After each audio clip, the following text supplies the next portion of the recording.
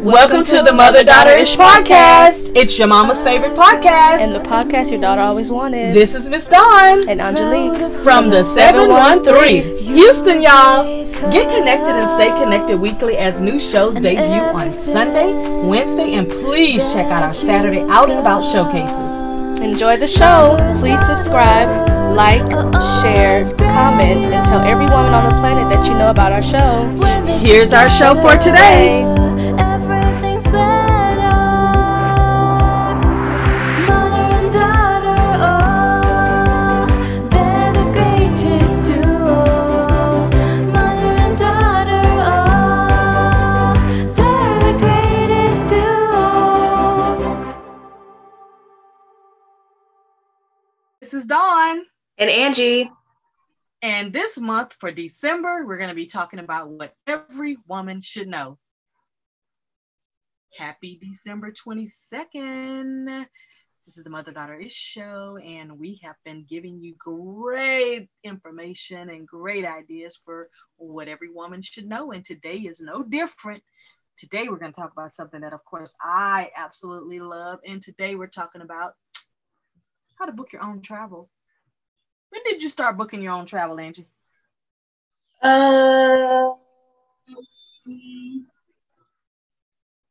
Probably around 2015, right when I moved out.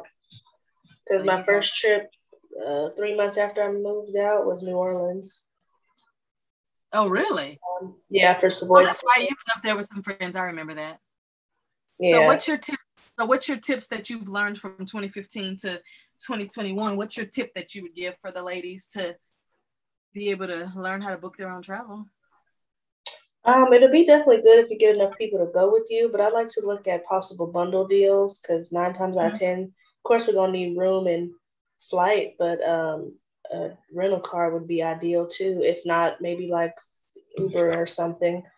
But yeah, money in a bundle. It sounds like you and your friends had a really good time when y'all went travel to Dallas and y'all had the Airbnb all tight. And I mean, it just seemed like it worked just like clockwork. It was really good. Was it really just that easy and good?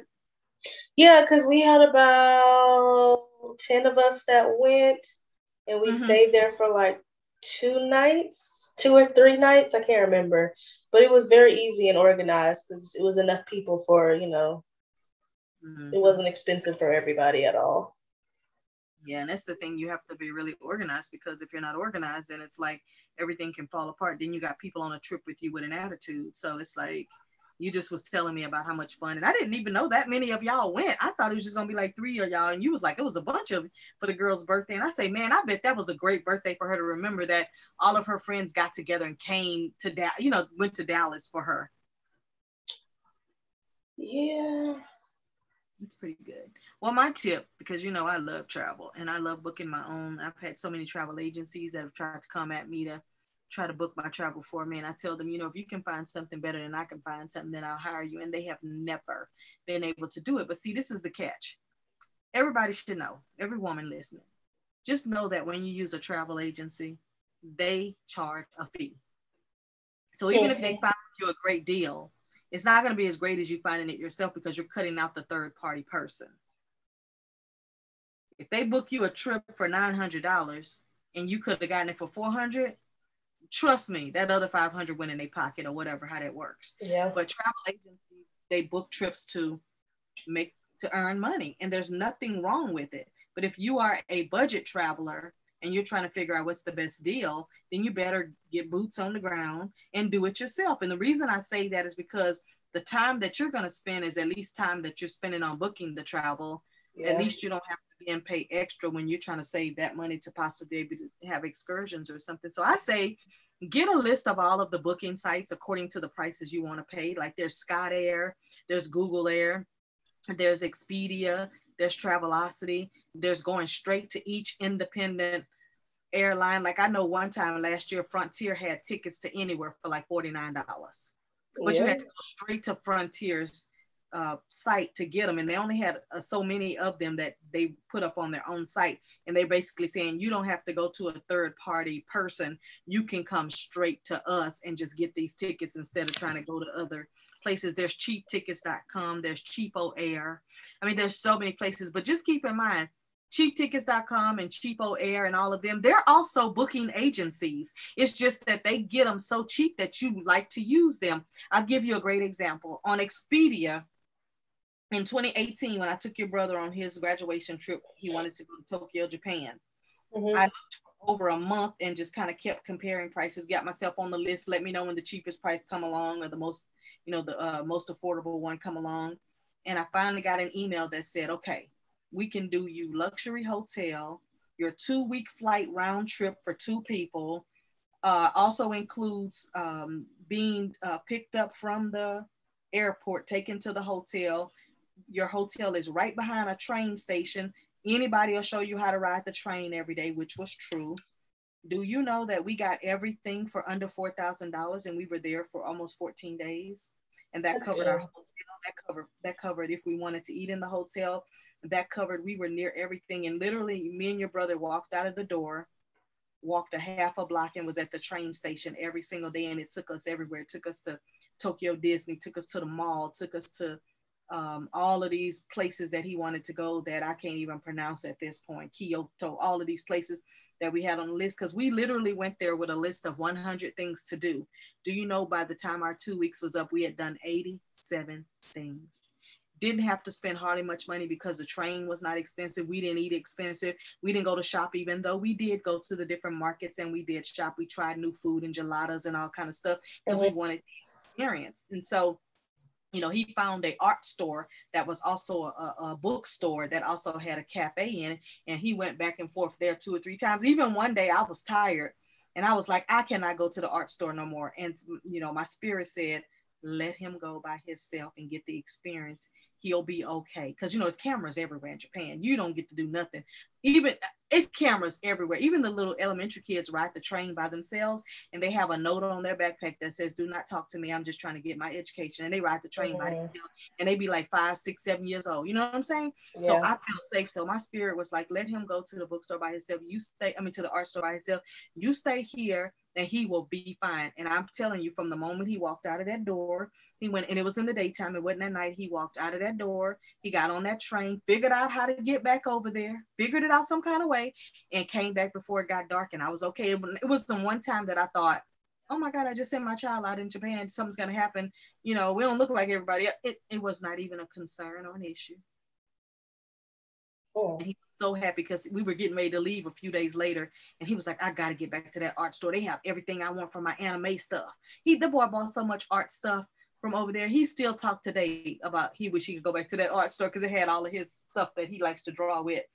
But then another example on Expedia, when I think it was 2016 or 17, I went to Indonesia by myself for 12 days. Oh yeah, for your birthday? Yep, Jakarta, Indonesia. And I had been wanting to go because I wanted to go over to Bali and I wanted to do stuff. And at that time, I had no fear of traveling by myself. And when I say fear, I mean like nobody bothers you. Now, I'm not so sure I would go to other countries without somebody accompanying. But I went to Indonesia. It covered my hotel, which was attached to a mall.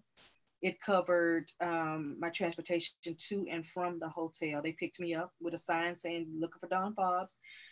It covered if I wanted to eat in the hotel, I couldn't because they couldn't describe to me what the food is. So I just was like, it covered a couple of excursions that I paid for up front. And of course the flight, which took forever and a day to get there. It covered everything. And I think I paid $1,200. It was very exciting. Now I went from Houston to Taipei, and then from Taipei to Indonesia.